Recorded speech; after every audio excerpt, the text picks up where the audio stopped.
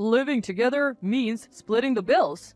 After years of distance, Karen suddenly insisted on moving in. Caught off guard by her abrupt demand, the usually calm Robert was furious and proposed they split the living expenses. But Karen retorted, "What? I am letting you spend time with adorable Emma, and you want to split costs? If that's how you feel, you'll never see Emma again." Little did anyone know the shocking truth behind Karen's bold statement. I'm Olivia and a 60-year-old housewife. Robert retired early, but got rehired at 60. It's been 2 years and he's still working. We have a daughter, Karen, but we have been estranged since she left home after high school. Even though we weren't close, she's still our precious child. We always wondered about her well-being, but no news meant good news, and we were content with our peaceful retirement. Then, out of the blue, she reached out to announce her marriage. It was a surprise, but knowing someone was there to look after the self-centered Karen was reassuring. However, 5 years passed and we started drifting apart again. One day, Karen unexpectedly called. "You're 60 now, right, Mom? It must be tough, just the two of you." We're not that old yet. "But you're aging every day, right? So I decided to move in with you." "What?" "We're moving next week. See you then." She hung up before I could respond. I tried calling back, but her phone was off. I then tried reaching out to her husband, Thomas, but he didn't answer. Karen has always been stubborn and self-centered. She believed the world revolved around her. When things didn't go her way, she would throw tantrums. We even had neighbors call the police on her. Don't cause trouble to others. We tried disciplining her, but nothing worked. Before we knew it, she left home, and we lost touch until she announced her marriage. Since he wasn't a delinquent, he didn't know who to turn to for advice, and by the time he realized it, it was no longer possible to mend the distance between him and Karen had left the house. I didn't hear from her for several years until it was reported that she got married. We had no idea how she lived during those years. She got married, had a child, but as an adult, she was free to make choices. Thomas seemed kind-hearted and more reasonable than Karen. We hoped marriage would change her, but it didn't. Even as a mother, Karen remained selfish. When Robert came home from work, I told him everything. He said, "Leave it to me." True to her word, Karen arrived the next week with Thomas and Emma bringing all their belongings. I could see that they had brought in their furniture and household items and were eager to stay. She declared, "I'm taking my old room for Emma," and started setting up. Emma seemed restless, and to make matters worse, Karen took over Robert's study. Furthermore, Karen takes over Robert's study without permission. "We'll use this room," she announced, instructing Thomas to move Robert's things. Thomas, ever the obedient husband, complied. If a family is harmonious, that's great, but this couple seemed more like a master-servant relationship than a loving pair. Then Robert stepped in. "You can use the room you were in before, but don't you dare touch my study. Get out now." He snatched the bags they were moving and kicked Karen and her husband out.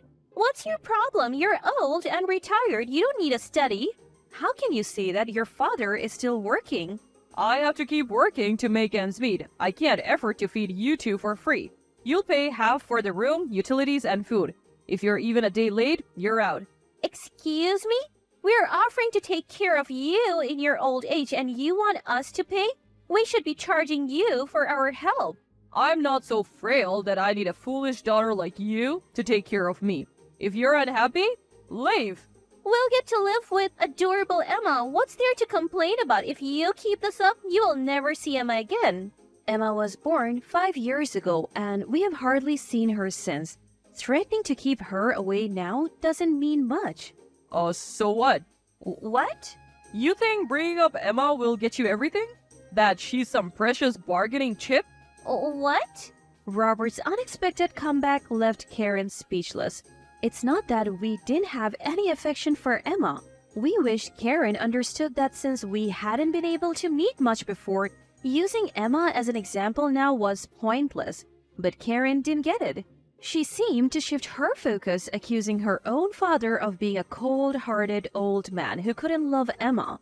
When asked about the real situation, Thomas said the apartment they were moving to was going to be demolished due to its age. They were told to leave immediately, and it would be a big help if they could stay at Karen's parents' house. He admitted he felt pathetic, unable to afford moving expenses or rent. Honestly, it's Karen's fault for being so self-centered and struggling financially. She probably had a spoiled life, so this outcome was expected. But young Emma had nothing to do with it. She's at an age where adults should protect her. With that thought, the idea of settling conditions without consideration seemed wrong. Interrupting the ongoing argument between Robert and Karen, I chimed in. I'll give you 1 month. Either move out and live as a family of 3 in a new place, or pay half the living expenses and live with Dad as he suggests. Hey, you know how selfish Karen is, right? If we allow this, she'll definitely take advantage of us. We'll cross that bridge when we get to it. Trying to calm and outrage Robert, they decided on a 1-month trial of living together. Sure, as Robert said, if we showed leniency, Karen might cling like a leech and never let go, but showing a bit of understanding towards Karen might ease things. We decided to use this month to figure out Karen's intentions. Karen was a housewife and didn't work outside. Thomas left the house at a fixed time every morning and returned at a set time. It turned out that, perhaps because Karen was a housewife, their 5-year-old grandchild had never been to a childcare center or preschool. When asked, Karen said, "It's a waste of money. Thomas doesn't earn much." But Thomas wasn't home on weekends. According to Karen, he was working a part-time night shift as a security guard. If you have time to laze around during the day, why not get a part-time job at the supermarket? I couldn't help but comment. You used to laze around at home watching Korean dramas. Why should I be the only one working? Karen snapped back. Thomas always seemed thin, but since they started living together, he seemed even thinner. Was this Karen's strategy? To show a weakening Thomas and gain sympathy? Determined not to fall for such tactics, we decided to just watch from the sidelines. Then, one day, Emma, playing alone in the living room, suddenly said, "Mom is waiting for Grandma and Grandpa to get awake." Confused, we asked, "What do you mean?" "Well, she wants them to go to a place called Heaven." Karen rushed out of the room, her eyes wide in shock, and quickly she hurriedly covered Emma's mouth and carried her back into the room. From inside, voices could be heard, with Karen telling Emma not to say unnecessary things and to watch a video and stay quiet. Emma seemed distracted by the promise of her favorite video.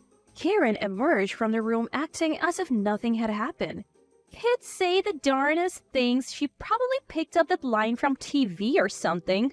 But would a child say something so specific without hearing it regularly? I don't think it's a word that comes out unless you hear it on a daily basis. I suspect Karen has been talking about our assets and how she can get her hands on them. Whether Thomas knows about it is unclear, but she seemed to discuss it openly in front of Emma. Enough with the lame excuses. Explain yourself. Come on, Mom. Don't look so scary. It's just something a kid said. Don't take it seriously. Well, just so you know, there's no inheritance waiting for you. Karen's expression changed at those words. Her eyes filled with resentment. Just then, Thomas came home. It was the weekend and he wasn't supposed to be back because of his night shift. His unexpected return clearly startled Karen. Thomas confronted her, spilling the contents of a thick envelope. What's the meaning of this? I picked up one of the scattered items from the floor. It was a photo of Karen looking intimate with another man. So while I'm working nights, you leave our child alone to go out? Thomas explained that when they left their previous apartment, he had said goodbye to the landlord.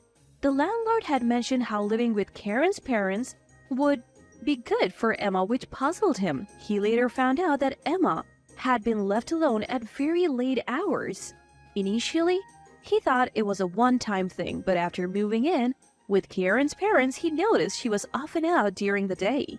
Suspecting something, he hired a private investigator, resulting in the photos. You left Emma alone while I was out for my yoga classes? I attend yoga classes once a week for my health, and often go out for lunch and shopping afterward, returning home in the late afternoon. The thought of Emma being left alone without lunch was heart-wrenching. Missing one meal isn't a big deal. So while she was alone, you were dining on fancy French cuisine in a hotel? Thomas pressed her about the affair and I confronted her about neglecting Emma for her lover.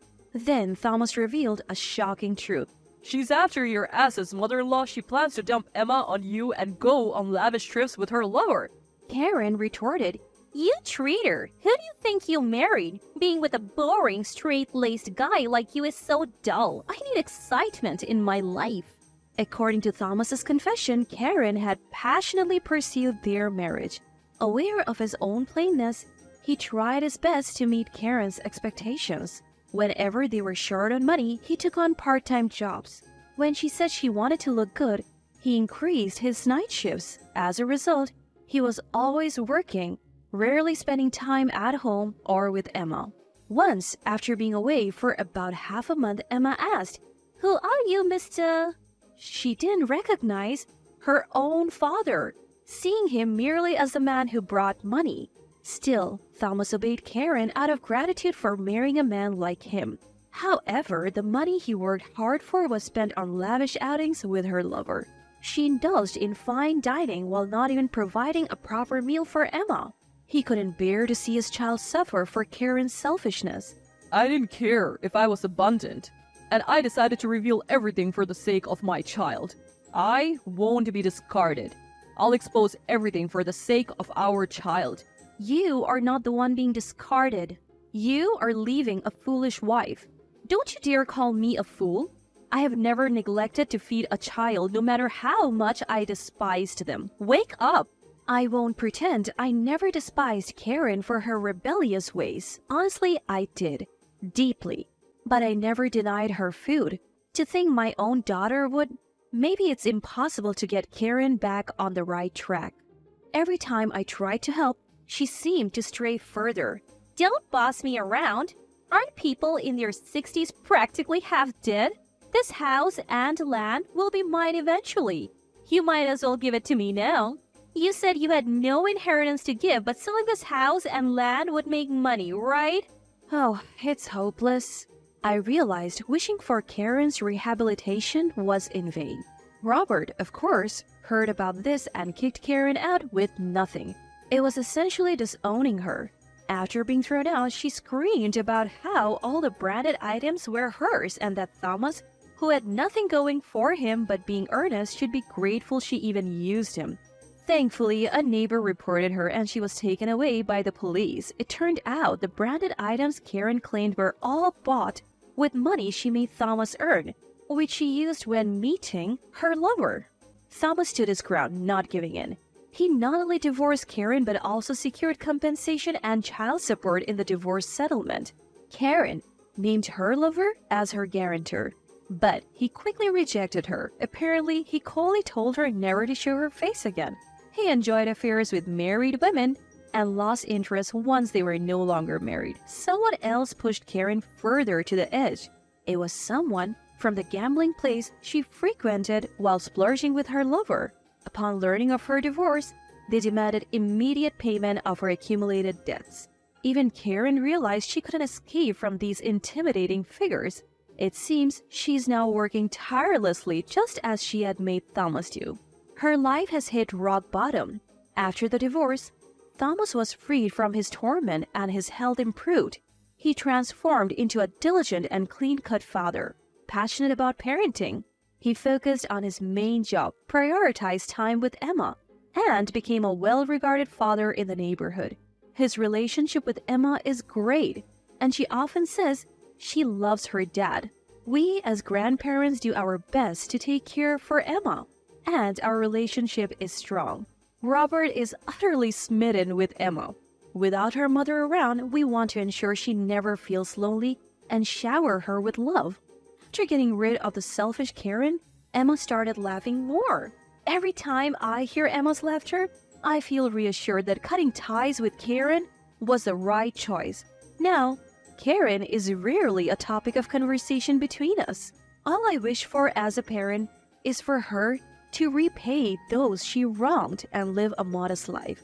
But deep down, Karen is still our child. I hope while I'm still here to reunite with a reformed Karen. A part of me still wishes for that.